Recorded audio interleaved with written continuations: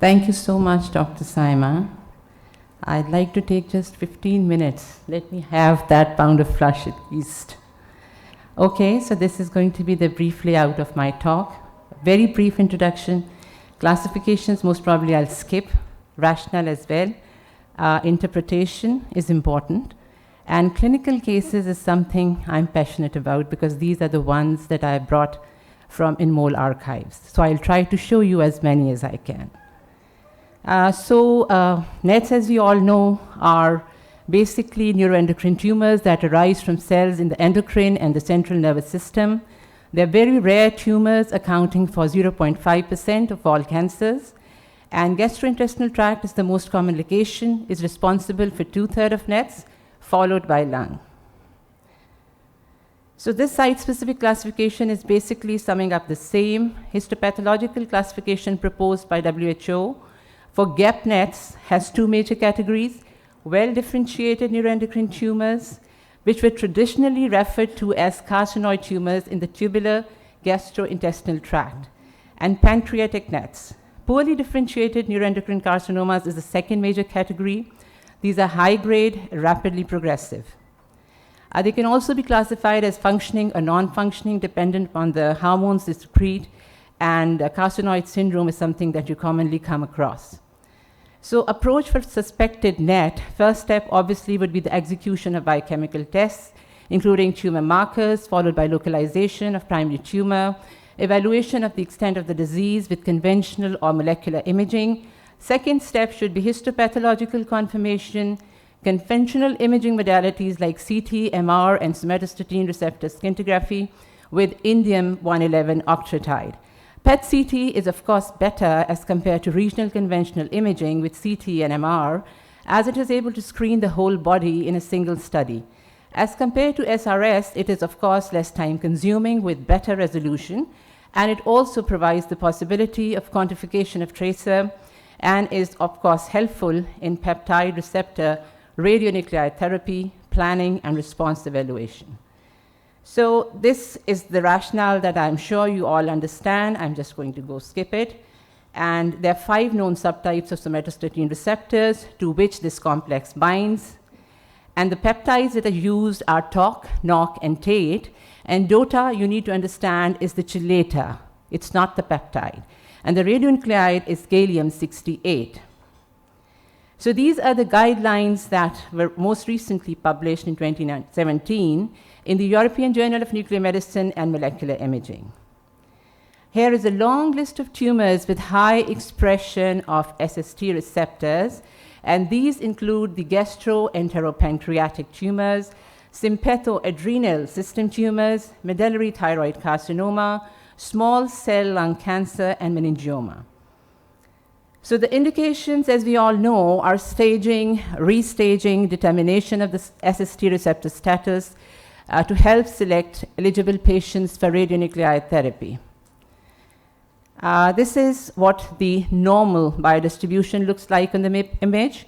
Intense uptake in the spleen, kidneys, adrenals, and pituitary glands, moderate uptake in the liver.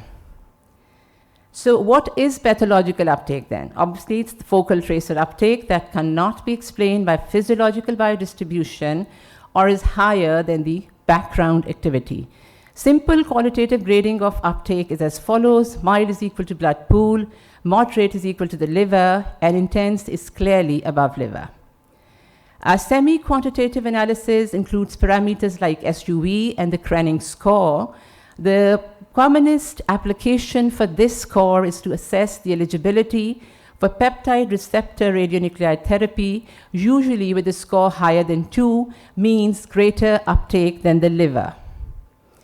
So this is the table that summarizes the list of false negatives and false positives. False negatives include tumor dedifferentiation, tumor heterogeneity, and false positives include physiological causes like pancreatic islet cell uptake, uncinate process uptake, splenicules, osteoblastic activity in tumoral nodules and fractures, active inflammation in reactive nodes, and inflammatory diseases like sarcoidosis and TB. The common sites of METs are liver and peritoneum, and hepatic METs are the commonest in carcinoids and pancreatic NETs. So in liver mets of NET origin, the small intestine should be suspected as the primary site, whereas in brain mets of NET origin, the lung should be suspected as the primary site. The prognosis, of course, depends upon many factors, but most NETs are slow growing. Pancreatic NETs, however, tend to be quite aggressive, and the best survival rates are observed in patients with NETs arising in the rectum and appendix. So coming quickly to the clinical cases, long list. I will see if I'm able to show you all, otherwise I'll be skipping through a few. Metastatic NET liver for diagnosis and staging, status post-liver biopsy. Kindly look at the red arrows all the time and you'll be able to pick up the pathology sites. The images show a large, predominantly necrotic mass with peripheral tracer avidity in right lobe of liver, of course metastatic, multiple tracer avid hepatic mets.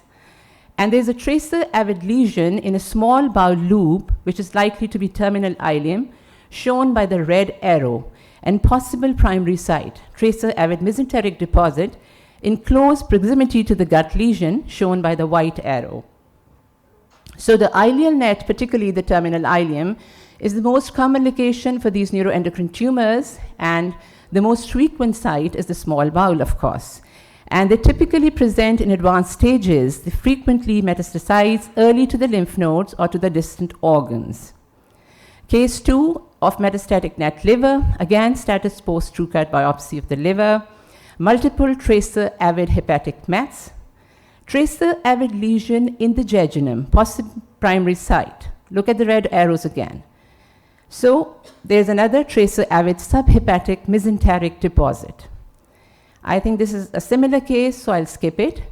So I've shown you so far 2 cases of very typical presentation of neuroendocrine tumors. Patients come and they present with metastatic NET liver, and the possible primary site is usually the small intestine or the pancreas. So I'll now move on to the cases where your patient is presenting with pancreatic primary. So in this case, it was status post ultrasound guided biopsy, SOL liver. And there's a tracer avid mass in the pancreatic head and body. And this is, of course, consistent with the primary tumor. And you can see the black arrow. This is a solitary tracer avid hepatic met. So second case of pancreatic primary. Now in this case, the patient presented after distal pancreatectomy and splenectomy. Again, you can see a large tracer avid mass in the right lobe of liver. This is likely metastatic. There are tracer avid findings in the region of spleen. This is likely to be a splenecule. Why? Of course, because the spleen is surgically absent, shown by the red arrow. Third case of pancreatic NET, so I'll just skip it. And the teaching point here is that primary hepatic neuroendocrine tumors are extremely rare. They comprise less than 0.3% of all NETs. Duodenal NET, status post endoscopic biopsy for duodenal polyp. And you can see a lesion, which is tracer avid, in the third part of duodenum. And this is consistent with the primary tumor. The tracer uptake that you can see now, the red arrow pointing, is the uncinate process, which is showing physiological tracer uptake due to the presence of SST type 2 receptors. So the teaching points in this case are that the duodenal NETs, or DNETs as they're called, are rare tumors, accounting for 11% of small intestinal NETs. They are located in the first or second part of the duodenum. Majority are limited to the mucosa or the submucosa, but mets to the lymph nodes and liver are known to occur. So stomach NET, status post endoscopic biopsy of the stomach, multiple tracer avid hepatic mets, tracer avid skeletal met in sacrum and right iliac bone, and spine as well. So gastric NETs, or GNETs, previously known as gastric carcinoids, are rare aggressive neoplasms, and they account for 2% of all gastric tumors and up to 10% of all GI NETs. They are often metastatic representation with a high rate of local recurrence and mortality.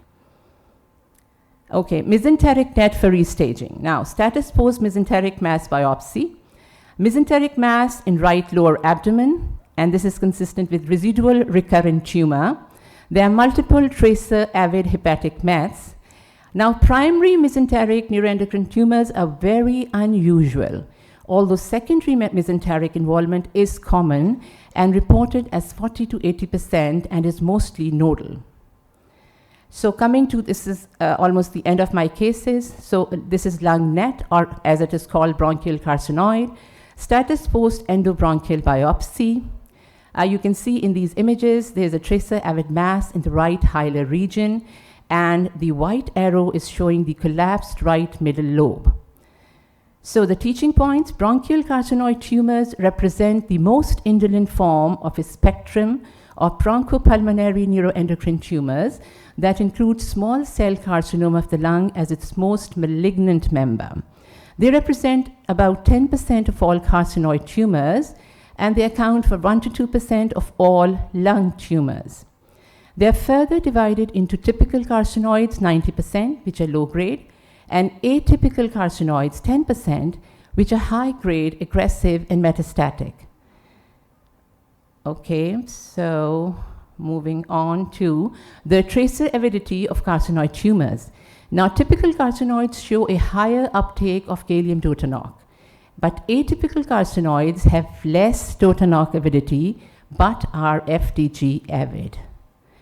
Another case of probable bronchial carcinoid, status post biopsy of liver. You can see two red arrows on the MIP. One is pointing towards the foci in the liver, and there's another one in the left lung region. So let's see. Images show multiple tracer avid hepatic mets, and then there is a tracer avid mass in the upper lobe of left lung. This is the possible primary site.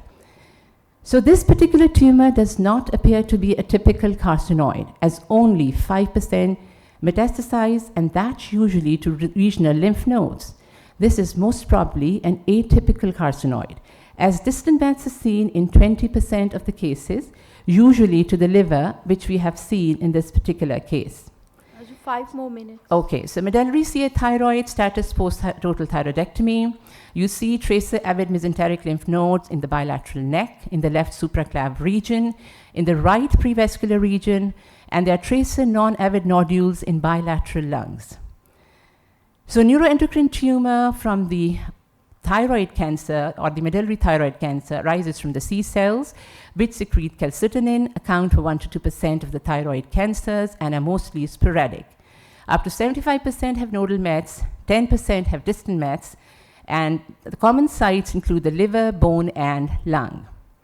Now, the typical CT findings are calcifications within the primary tumor and calcified lymph nodes. A meningioma, status post-excision biopsy. You can see extra-axial brain mass with marked tracer avidity. This is consistent with recurrent meningioma. Images of more caudal levels of the same tumor. Now, meningiomas are the most common primary brain tumors. They are extra-axial, and because they have high DOTA NOC avidity, therefore nearly all meningiomas will express somatostatin receptors.